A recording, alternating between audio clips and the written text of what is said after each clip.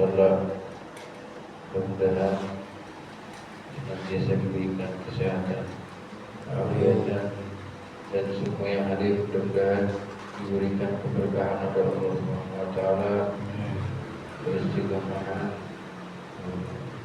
berkah dunia, berkah akhirat, keselamatan dunia, kebahagiaan dunia dan akhirat. Amin ya rabbal alamin.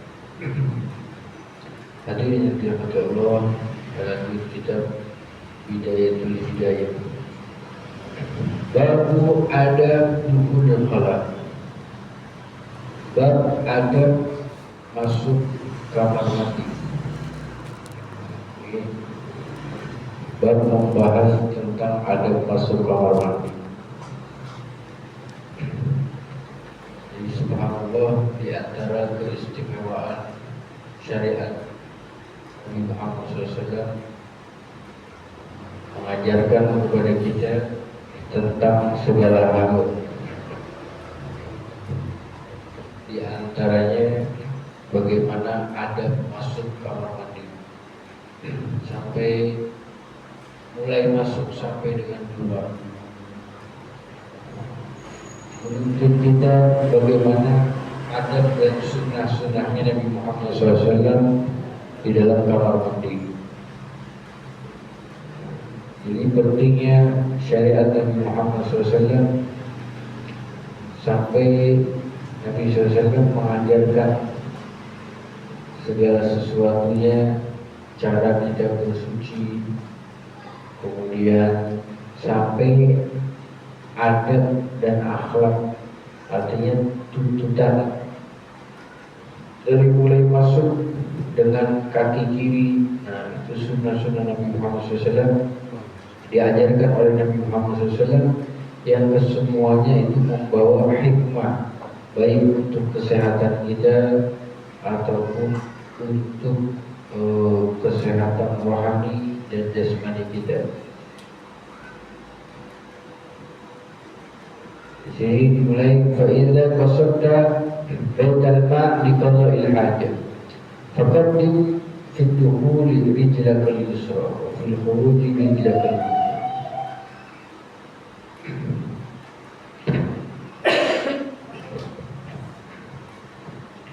Apabila engkau ingin masuk kamar mandi untuk buang hajat, maka yang pertama disunnahkan untuk masuk dengan kaki kiri.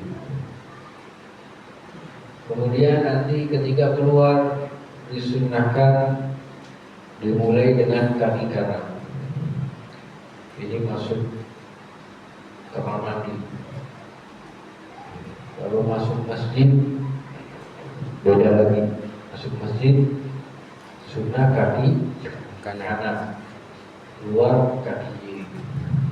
Masuk rumah kaki kanan, keluar kiri. Pakai sendal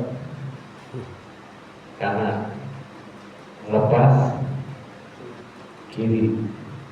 Pada baju kanan, lepas kiri.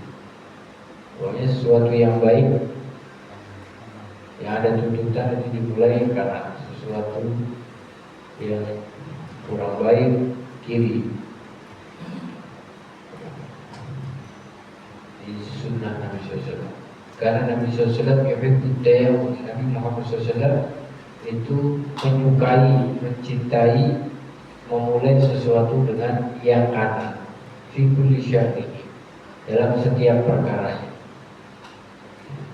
Dalam kebaikan itu selalu dimulai dengan kanan. Satu, kita dapat sunnah Nabi Muhammad SAW.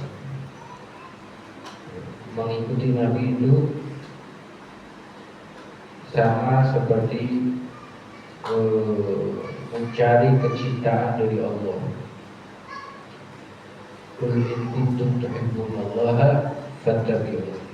Kalau kalian ingin cinta sama Allah, ngaku cinta sama Allah Subhanahu wa taala, cinta sama Allah, Fattabi'uni, maka ikutilah aku, ikutilah Nabi Muhammad SAW. Jadi untuk dapat kecintaan dari Allah, kita diperintahkan untuk mengikuti Nabi Muhammad SAW.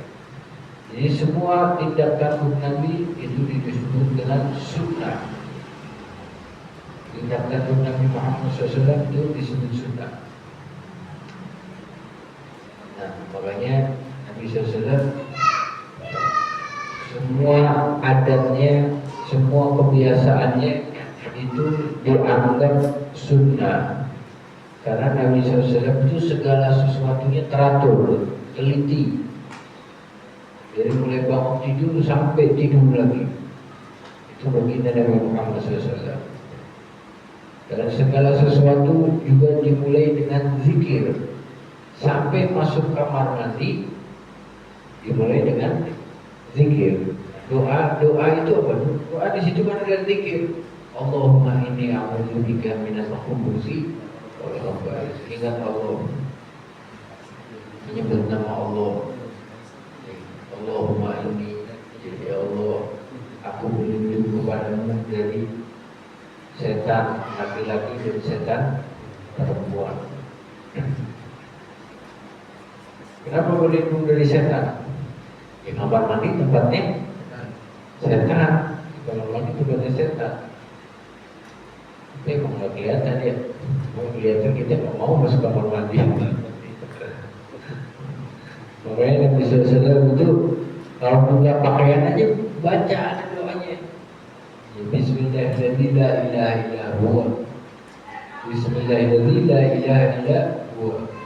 Untuk apa? Supaya tidak dilihat sama makhluk yang gak kelihatan, makhluk halus. Baca doa sunnah. Bismillahirrahmanirrahim, la ilaha illa huwa. Iya, kalau dilihat ada setan, oh ini ada tontonan gratis.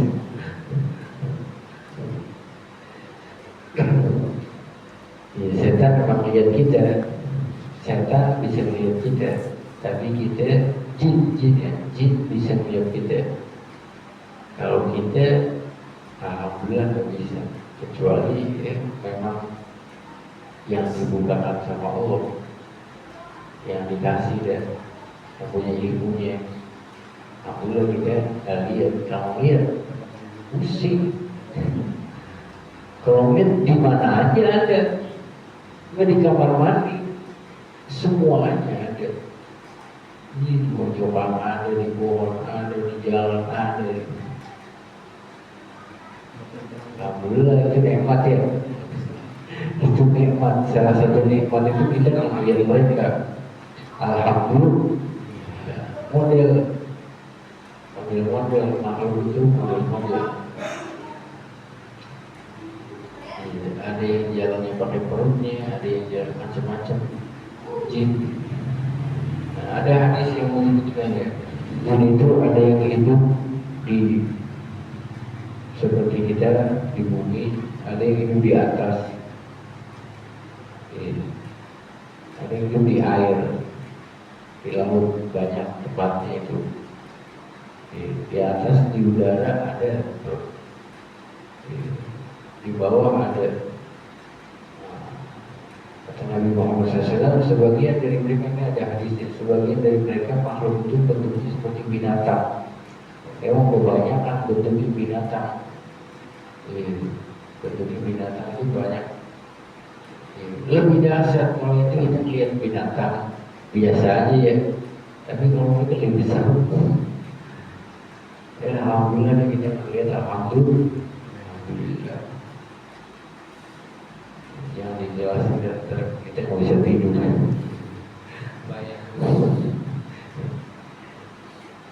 Itu satu nikmat. Ya alhamdulillah kita melihat mereka, alhamdulillah.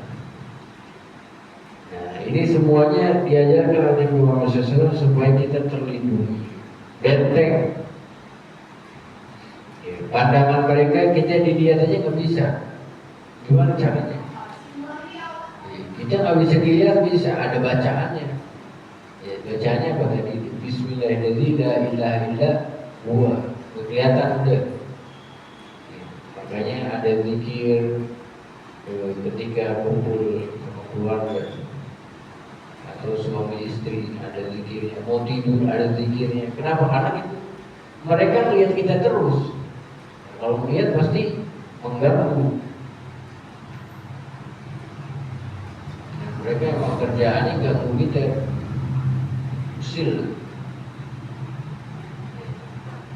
Yang Islam, ya iya, apalagi yang kafir. Orang kesurupan dibacain ayat kursi, dia ikut baca ayat kursi. Ya ada yang begitu ya, banyak. Kalau hasil memang mereka begitu.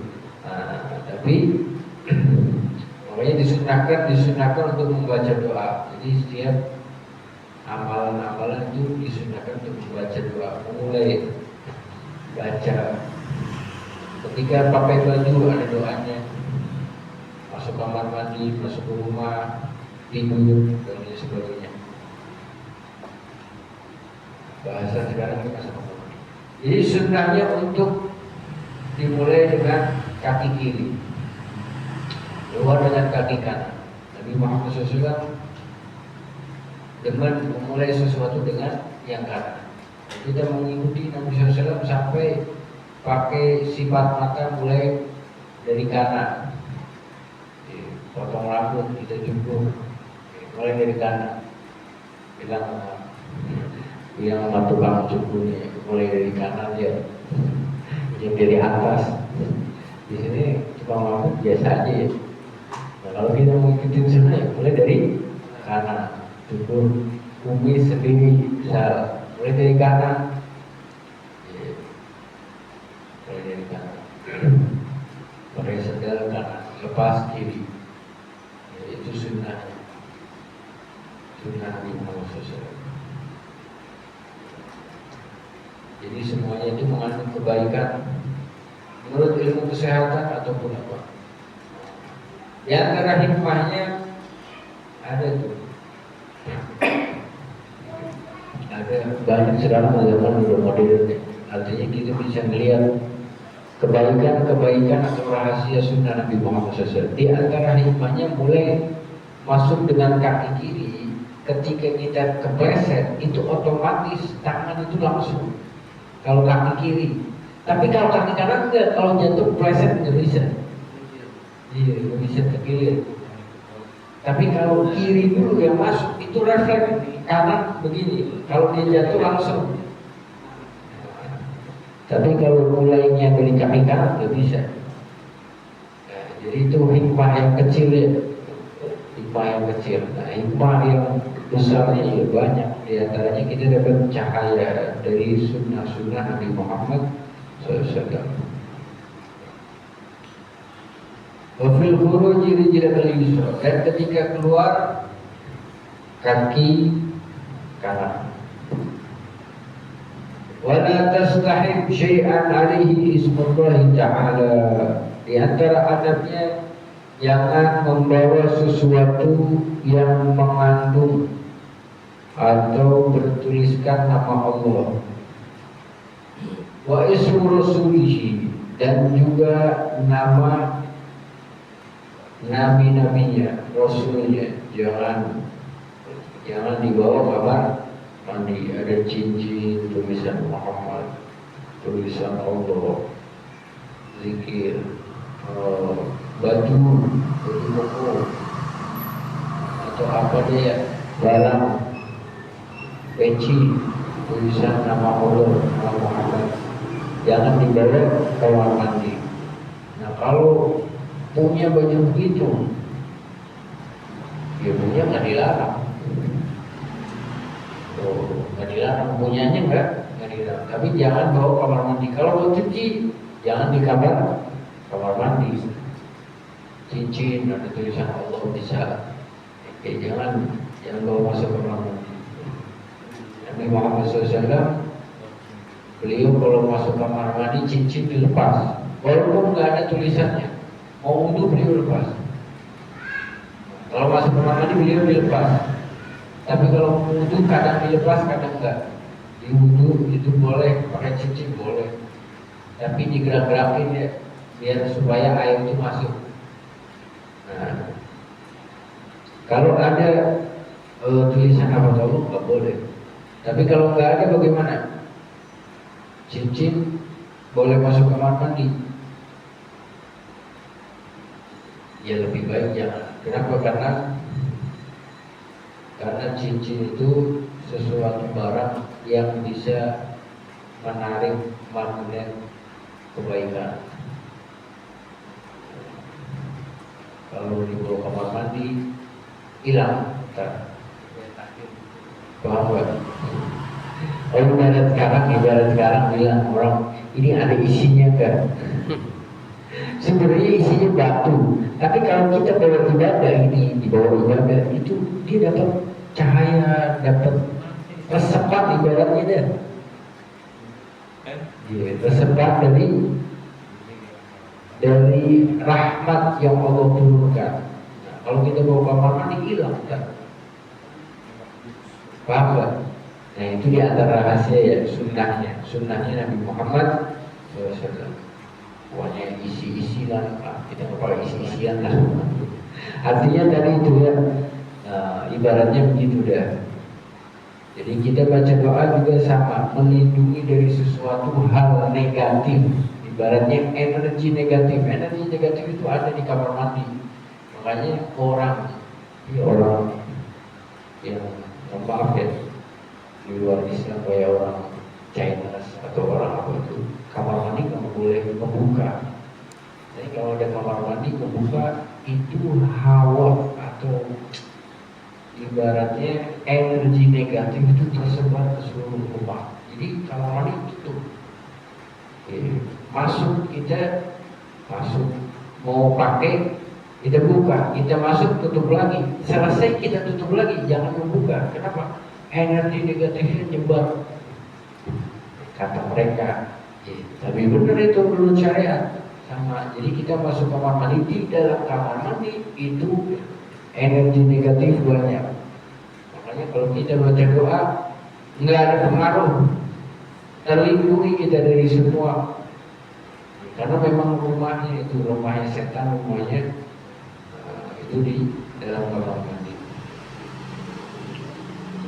Kata orang yang nggak beriman ibaratnya ya ilmunya seperti itu.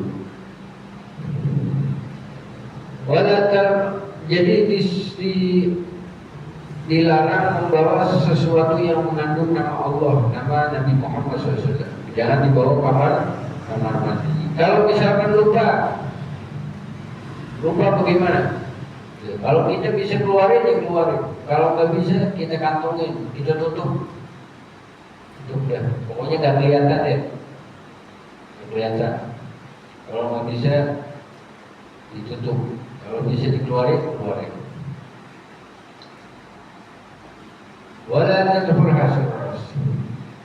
Kalau misalkan sesuatunya di handphone, ada Al-Quran, bagaimana tuh? Boleh nggak kita masuk kamar mandi? Ya asal nggak dibuka aja. Kalau dibuka dosa Al-Quran. Sama juga hukumnya. Kita mau pakai aplikasi Al-Quran, selagi nggak dibuka, nggak apa-apa pegang dulu. Tapi kalau dibuka tetap hukumnya seperti Al-Quran. Begitu dibuka harus pakai pegang wudu, harus ada wudunya. Kalau nggak dibuka, nggak apa-apa. Jadi kalau itu ada di handphone, dia masuk kamar mandi tidak apa-apa, asal jangan sampai dibuka.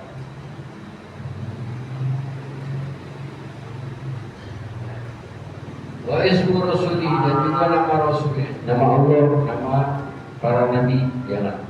Wala tadkhul hasil ra'si, dan jangan masuk kamar mandi tanpa penutup kepala.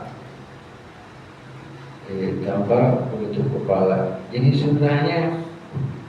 sunnahnya pakai penutup kepala. Penutup kepala kira-kira peci, topi, ya, sunnah. Kenapa harus dituntut masuk kamar mandi pakai peci? Nah, di antara rasanya banyak ya. Di antaranya orang yang masuk kamar mandi nggak pakai peci itu rambutnya gampang rontok, gampang rusak. Kenapa? Karena di kamar mandi itu ada bekas-bekas kotoran kita, bekas-bekas kotoran. Nah, kotoran kita itu tajam, dari pakai pampers, buang air nggak diganti sehari, jangan sehari, hitungan jam aja dia bisa lecet, benar gak? Lecet sampai siang dah. Nah itu bayangin di kamar mandi kalau kita kena rambut kita gampang rontok, mudah rusak. Nah itu diantara hikmahnya dalam ilmu kesehatan.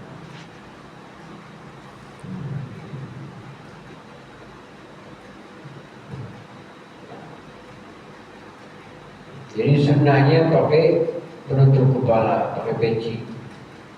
Sunnah ya, sunnah. Wa qul inda dukhuli bismillah. Allahumma inni a'udzu bika minal khubuthi wal khaba'ith. A'udzu billahi minal rijsi an-najis al-khabith asy-syaithanir rajim. Di sini beda doanya. Bismillah, Allahumma inni a'udzu bika minal rijsi an-najis al-khabith al-mukhbithi asy-syaithanir rajim. Atau Allahumma inni a'udzu bika minal khubuthi wal khaba'ith. Wa indal khuruj, dan ketika keluar, ghufranaka alhamdulillazi adhaba anni ma yu'dhini wa abqa alayya ma yanfa'uni. Atau alhamdulillazi adhaba anni al-'adha wa 'afani. Ghufranak ada tambahannya, ghufranak artinya ampunanmu ya Allah.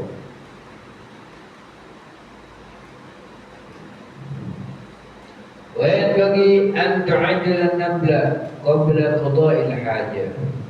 Dan seyogyanya disunnahkan untuk menyiapkan yang dibutuhkan ketika buang hajat.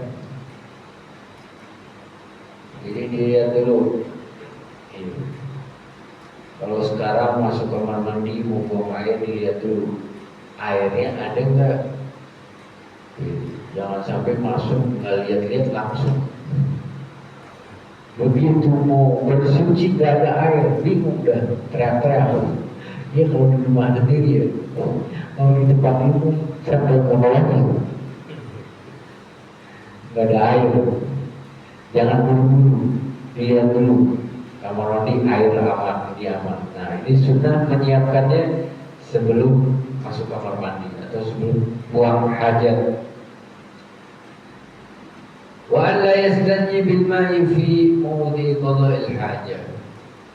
Jadi disiapkan terlebih dahulu. Kemudian dan jangan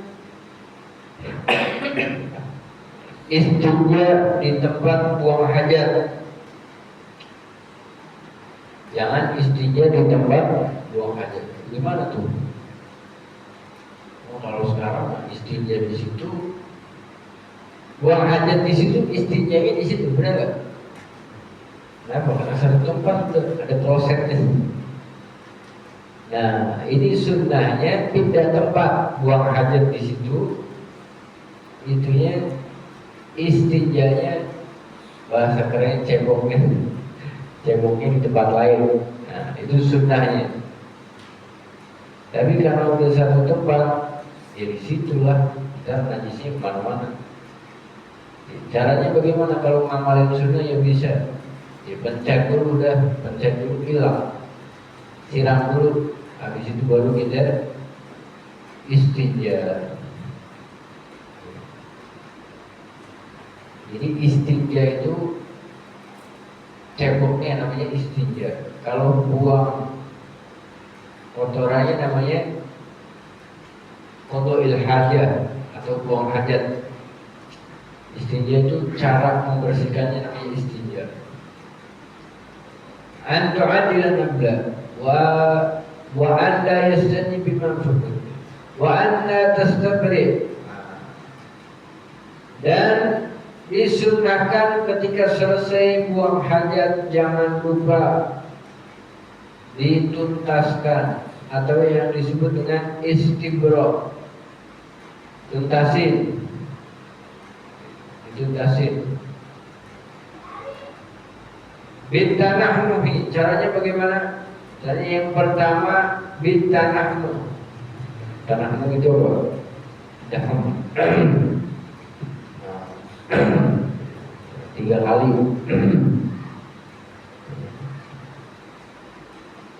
Nah kalau begitu kan mungkin sedikit ya.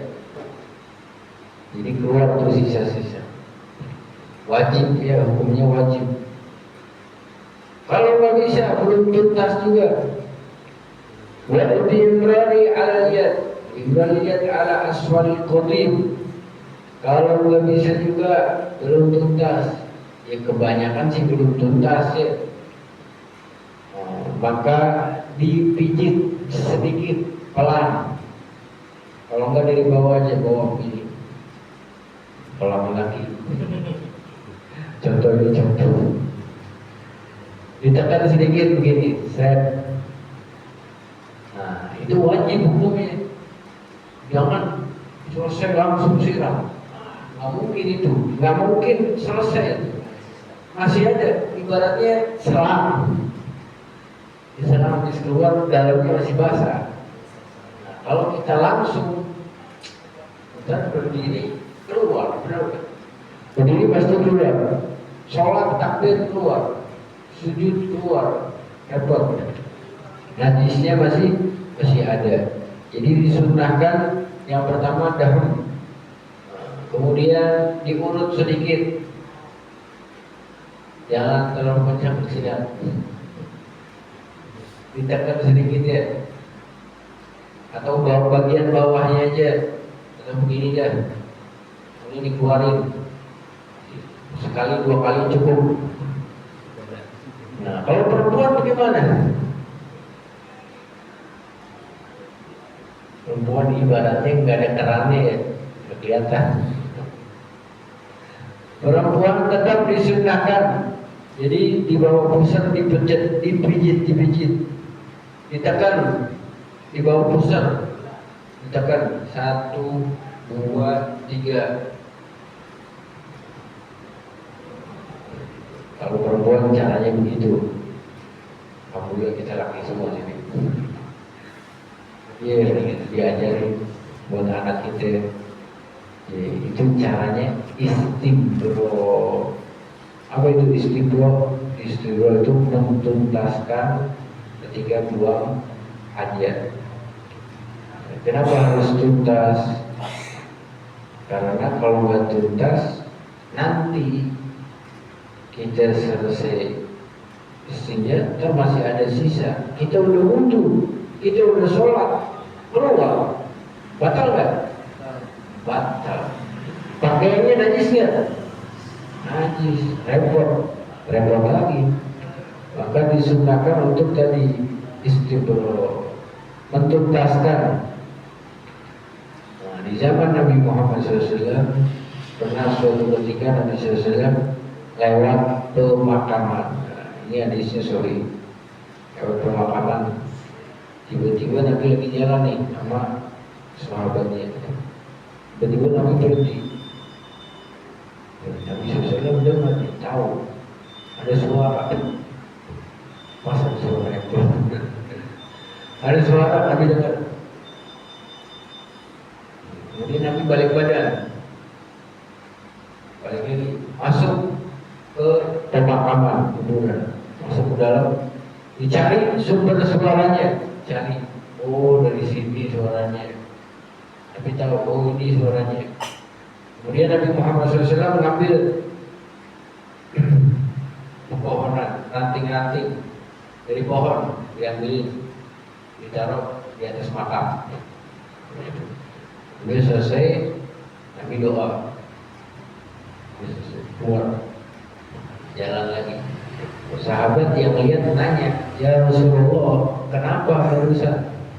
Kok bisa lagi jalan, balik badan, balik lagi masuk ke pemakaman, kemudian nyari rumput, nyari pohon kecil dicabut sama Rasulullah ditaruh. Maka Nabi Muhammad SAW menjawab, wahai sahabatku, tadi barusan waktu anak lewat, anak itu ada yang lagi disiksa. Nabi tahu. Nabi beda sama kita. Nabi para nabi beda. Para nabi suara semut aja dengar.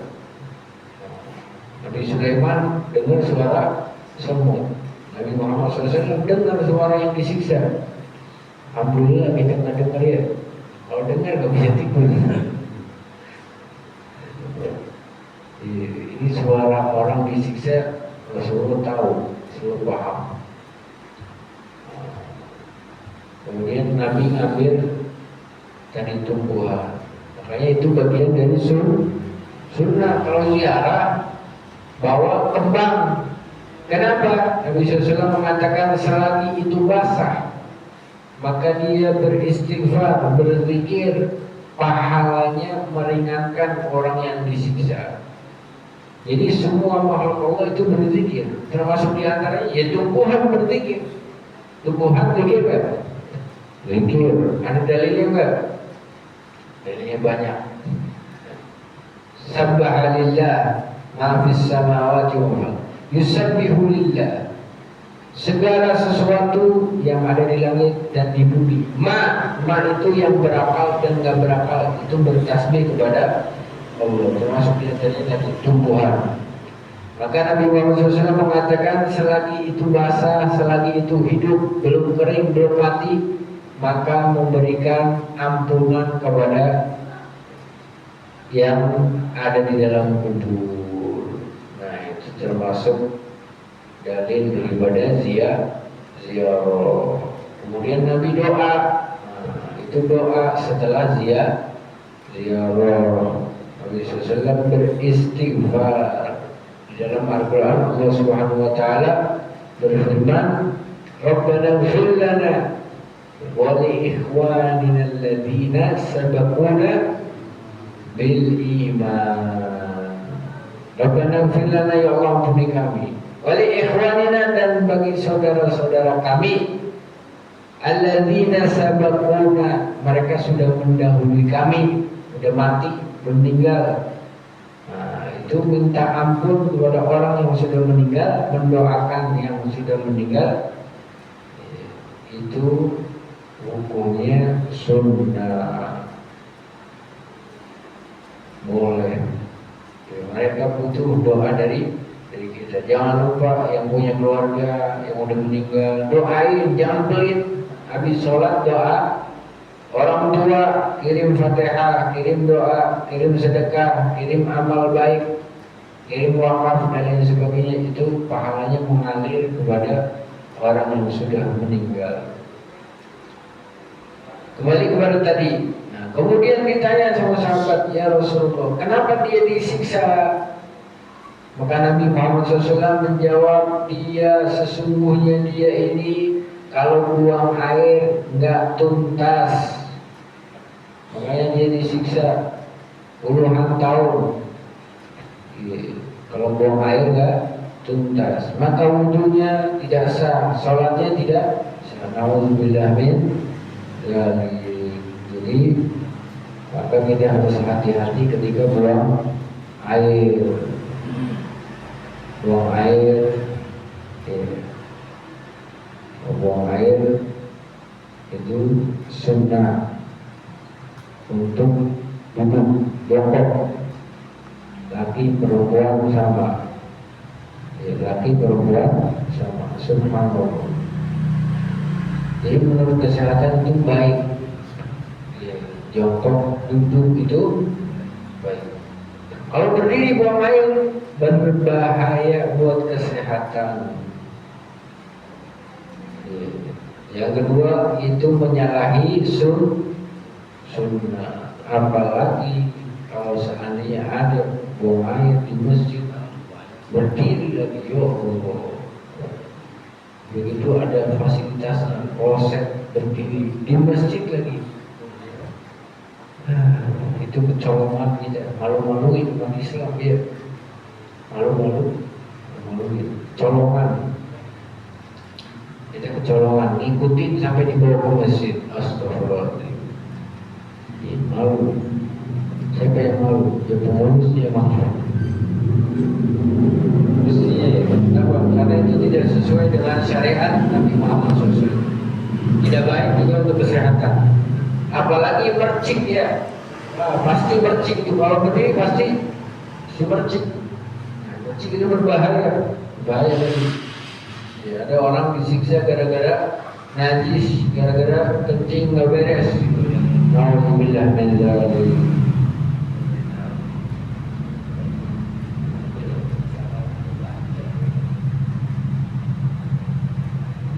Itu caranya. Kalau belum tuntas juga, yang pertama tadi daham, kemudian dipijit, diurut sedikit. Kalau belum tuntas juga, bagaimana caranya? Masih ragu atau masih emang nggak tuntas juga? Caranya jongkok, jalan jongkok, jalan jongkok, jalan. 3 langkah aja. 3 langkah di situ, jangan sampai keluar. Jadi kalau mandi jongkok jalan, insya Allah sisa-sisanya keluar semua. Itu tahapannya ada 3 tahapan. Yang pertama tahap daham, yang kedua diurut sedikit. Nah, wajib itu dua wajib ya. Yang dua ini wajib. Yang ketiga kalau belum tuntas juga, maka berjalan dengan jongkok. Wallahu a'lam bishawab. Tadi namanya